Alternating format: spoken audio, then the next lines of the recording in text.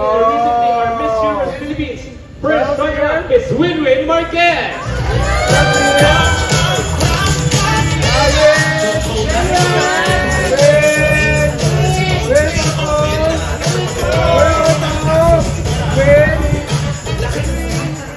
And now, our Miss Universe Philippines 2025, Maria Antisa Manalo.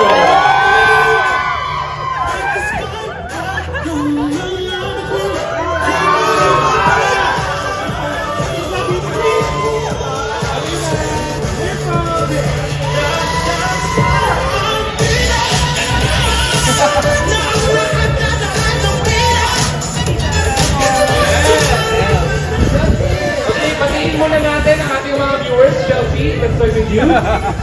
Siyempre, hello to each one of you. Una sa lahat, good afternoon. Ayan, it's really wonderful to see, your beautiful faces, your beautiful smiles this afternoon. And for sure, some of you, had some errands to run, but still you chose to be here with us this afternoon. Kaya maraming salamat. It really speaks volumes about how important Jojo Bragais is to all of us and how we value and celebrate the best pageant shoe brand in the whole universe. Kaya once again, maraming salamat po for being here with us this afternoon. Of course, Ms. Winwin, can you greet our viewers? Ako nasabi na lahat ng Chelsea. Lahat ng importanteng bagay na banggit na niya, yan yung mahirap pagkasunod But thank you sa lahat na nandito. Thank you sa lahat ng viewers na nanonood ngayon. And of course, alam natin na may bagyo na darating. Meron. Pero, kami ang bagyo ngayon na darating. Thank you sa lahat na nandito. And yes, sabi nga ni Chelsea, diba? We're supporting the best shoe brand, diba? And the universe. So, thank you, Jojo Bragais, and thank you sa lahat na nandito ngayon. And of course, Ms. Antisa. Well, mas lalo naubos yung pwede ko sabihin, diba? Pero at least may weather forecast tayo, kaya ingat kayo pa-uwi. Magandang hapon po sa ating lahat. Maraming salamat sa pagpunta nyo dito, sa pag-spend nyo ng time with us, and we're excited to meet every one of you. Yes, thank you so much. And palapakan natin ang ating beauty queens. Of course, we have a question for Miss Chelsea. Miss Chelsea is competing for Miss Cosmo. So parang, how's your preparation so far? Ay. Oo nga. Well, ako po, busy po ako ngayon mag-live selling. That's just no, I started my preparation na because I know all of us know na, ang Miss Cosmo, it has a debate segment. So I really focus on that. I begun my workout and of course my communication classes with my coaches. So, I really want to go there to Vietnam in December, fully prepared. And of course, with the help of Jojo Bragais shoes, I know I can strut anything with pride and confidence. Thank you so much for that. So, I also hope that you will, support me in my Miss Cosmo journey towards getting the first ever crown. Let's go!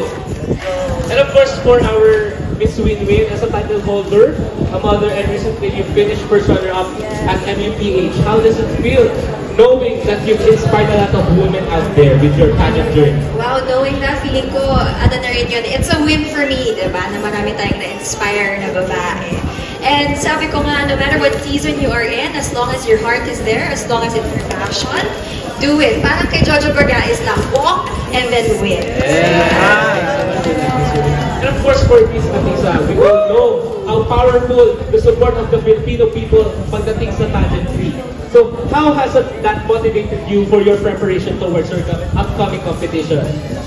With all the very positive comments that I'm receiving from all the supporters that we have all over the Philippines, and sometimes not even in the Philippines nga, I will be very proud to carry the name Philippines in Thailand when I compete for Miss Universe. And of course, it just motivates me to give the best fight ever I can give for the Philippines when I get there. Kasi you guys inspire me to be my best. Thanks so much. And of course, we're all rooting for you for your upcoming competitions. But now, siguro, to celebrate our anniversary of Jojo Brigais, let me ask the question of what is your favorite Jojo Brigais product and siguro why? Kaya, kung we can share sa aming mga clients here now, or viewers natin. Because I have the mic, I'll go first. My favorite is the MFP. Really good foundation, really good material, it makes me very proud to wear it on the international stage. Every time I compete internationally, I wear Jojo Brigais. Because, you know, it's a way to showcase to the world, to the universe rather, the Filipino craftsmanship, and it's world-class, it's beautiful, and everyone uses it, so I'm very proud to wear Jojo Brigais. Thank you so much for that. Of course, for Miss Yulmin. Sa akin naman, Maxine is my favorite. I used that back when I competed in Bolivia, here also in the Philippines. And syempre pag naka-gown tayo, gusto natin may added height pa rin kahit pa paano, no? So it adds, kahit may confidence ka na, mag-add pa yun. So for me, I love a little bit of platform, tapos comfortable pa siya, madali makalakad. Yes, of course, for Miss Chelsea. Well, as for me naman po, it's Marine. In fact, I am wearing them today, and actually I have them in blue. And this shoe, actually I wore them back in 2022 when I competed in Binibining Pilipinas. And this is also the same shoes I wore during my Miss Universe Philippines journey. So, you know, these shoes really hold a lot of memories, a lot of triumphs, and I really, really value them a lot. That's why this is really, truly special. So, Maureen. Thank you so much for that. So if you want to explore also the products that are mentioned by our queens, makikita nyo lang po yan around our outlet anniversary sale po. Maraming salamat. And now we're curious to know what's next for our pageant kings and queens. So of course, the ones that are competing, what are your preparations? Let's start with Kenneth. What's next after Supranational? So big. As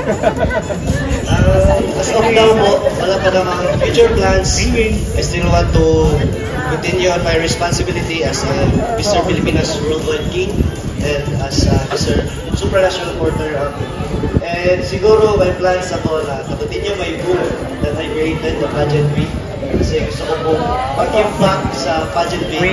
Sobrang laki po ng tulong ng pageant sa buhay ko. Binago na ito and I want to make this as parang give back. Okay, this is the time also to promote the social media accounts. Siguro nakapalo naman po kayo lahat. But to remind you, my Facebook account is Kenneth Bungan, and my TikTok po, Kenneth Vincent, and also my Instagram. So follow, like.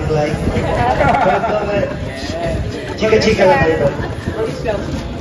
Well, for me, I will still continue doing my duties and responsibilities, and at the same time, you know, doing my preparations for Miss Cosmo. And again, I hope that we can get the first ever crown for the Philippines. And of course, I hope that you can follow all my social accounts. On TikTok, it's Chelsea Fernandez. On Instagram, it's Chelsea Fernandez. And on Facebook, Chelsea Fernandez, of course, for more updates about what I am doing. And of course, doing my events as well. So thank you so much, everybody. Ako naman, magiging busy sa pag-support sa dalawang queens natin na lalaban this November and December. And sa mga nakakapanood, bumalik na rin po ako sa TV, sa acting, sa magiging kontrabida. What's happening? Sa magiging kontrabida. So I'm very thankful that Jermaine, binalikan ako, babalik ako ulit sa pag-acting. And sana abangan nyo yung mga susunod na projects na gagawin. And of course, mabubuhay na yung YouTube channel ko ulit, which is a win-win situation. So, dina-document ko lahat na ginagawa ko ngayon para i-share sa mga fans and everybody in the world, syempre. Also, before we proceed, let's all welcome Mr. Jeffer Malomo.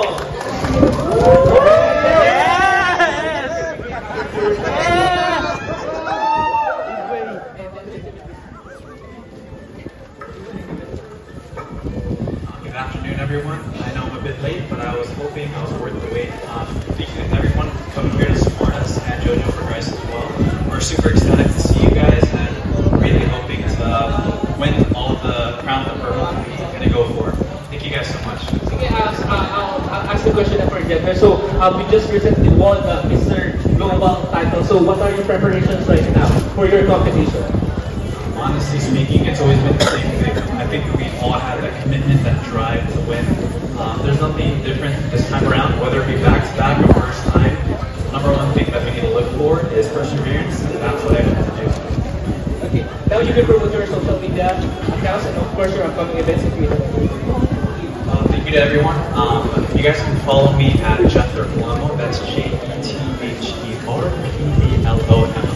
Thank you guys so much for the support, and I'm hoping you guys support me and everyone here. Thank you guys so much. Thanks so much, Mr. Jan. And of course, Miss Atisa, can you promote all of your socials and of course your events? Okay. So sa mga hindi pa po nagpa-follow sa akin, si Target page. Rialis Manalo on all platforms. That's AHTISA. So follow and like and share. Katulad ng sinabi ni Kenneth. Okay. Thank you so much for that. Palakpakan muli natin ang ating pilot boys and queens. Of course, I know excited na tayo lahat magpa-photo off sa kanila. But to give it para mas maayos na